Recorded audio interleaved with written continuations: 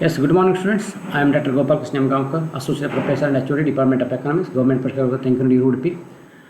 Today also I would like to continue with the international, liquidity, which is related to the international economics of Mangalore University second semester. Dear students, yesterday we discussed about the meaning and the problems of international liquidity. Mainly BOP deposits, high tariff barriers, attitude of developed countries, unequal distribution of international reserves are the most important problems in the international liquidity.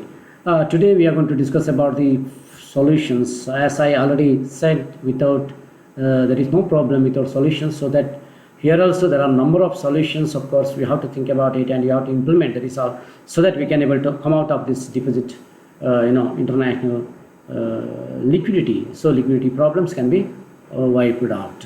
Of course, it may not be 100%, but some certain extent that we can come out of this particular problem.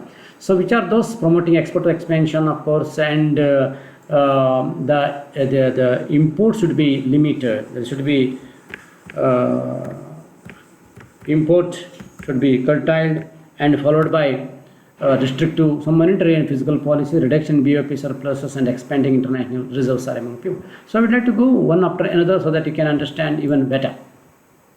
So promoting export expansion, developed countries should reduce BOP deposit by promoting export expansion. They have to concentrate more on the expanding their export. The choice lies in concentrating the expansion of primary or secondary products, or both, of course.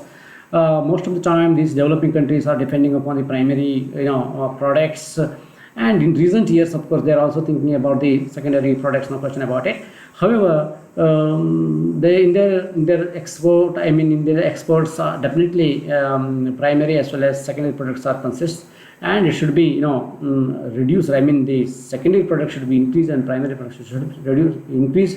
Primary product should be reduced so that their balance of payment can be saturated and there is no problem of deposit liquidity in the systems. Second one, limiting imports. They should ban on non-essential consumer goods and limit imports of specific goods by selective tariffs, physical quotas.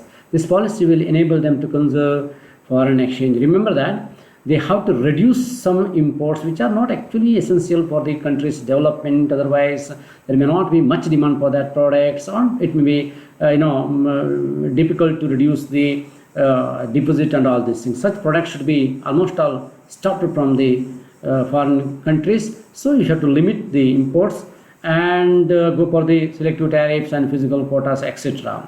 And next one is reduction in BOP surplus. The majority of the developed countries have BOP surplus, which they should reduce by. See, remember, the majority of the developed countries, there have always BOP surplus. Why? Accepting the national currencies of developing countries for payments, and they should accept there should be some international level work in respect of these things in force, so that they can accept the domestic currencies of developing countries in the international payment, so that there will be chances of reduction in the BOP deposit, and removal of trade barriers to the products of developing countries. Second one, of course, there are some sections or there are some opportunities for developed countries to impose some tariffs on the developing countries. That should be reduced, and accepting products of developing countries in exchange for their product, as well as done by the erstwhile USSR. Accepting products of developing countries in exchange for their products, as was done by the erstwhile USSR. Remember, USSR was no more. Now it is erstwhile, because after 1990s, in 80s, at the end of the 80s, USSR is debunked, and now but they were doing some good things for the developing countries, which was those they were exchanging developing countries products for their products. So that's another way in which they can able to come out of the reduction in BOP surplus, and that country can use more liquidity in their international trade. And next one is changing official exchange rate. A developing country can change its official exchange rate by devaluing its currency. This is the one way out for them. They can go for the devaluation of their currency, so that its export prices are lowered and import prices are increased. Of course, this is one important method most of the countries are following after 1950s, of course. Earlier also, but even earlier also the government has introduced this one, but it is not good from the inflationary point of view. However, governments are going to introduce this, and that will increase the export prices, so that they can earn some. Export prices will be lower and import prices will be increased. So I have to pay a more so that import can be reduced, and export maybe the prices are going to be lower, and automatically that there may be demand for that product in the international market. This will help in earning foreign exchange. So you can earn more foreign exchange if you take this type of steps.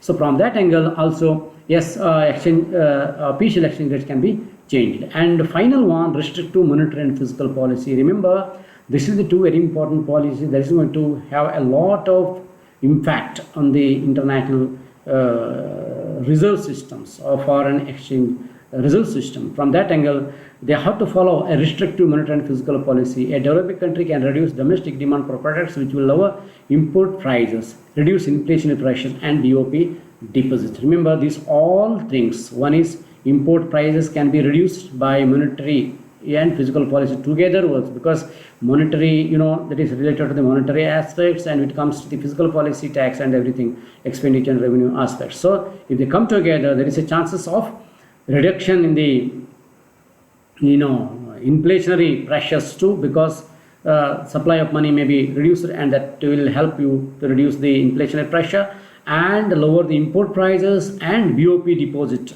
This is the three very important things that should be taking place to reduce the total BOP deposit. In other words, how to step towards the BOP surpluses. From that angle, government as well as the international countries, they should cooperate, no question about that. That will help to come out of this particular problem. So these are the solutions out for us to come out of this particular problem. Try for that, and the government will definitely, they have been struggling to come out of that things, and we can also adopt that. Of course, this is not so recent data, however, that I'm going to give you for your reference. Gold reserves of the country of the world increased from $333.9 billion in 1951 to SDR, of course, this is considered special drawing right, 224.1 billion in 1997. Market increase in the share of foreign exchange reserves from 13.7 billion to SDR 1078.2 billion in 1997. Increase in reserve positions in the IMF from 1.7 billion in 1951 to SDR 36.2 billion in 1997. Emergence of SDR since 1972, which increased from SDR 8.7 billion to SDR 18.7 billion in 1997. Thus, the total international reserves comprising above four items increased from 49.3 billion to SDR 1357.2 billion in 1997. Of course, this is the old data, but there is a definitely increase in the international reserves. So this is what I am going to say, reference that I have taken, 2, 3. So annual international reference, and of course my students Parkeet from ERMIT also helped me to prepare this particular PPT. So thank you for the everybody, please hearing me, and please understand this liquidity preference, and there will see it's important for the examination point of view also. Please concentrate on the topics. Thank you for that.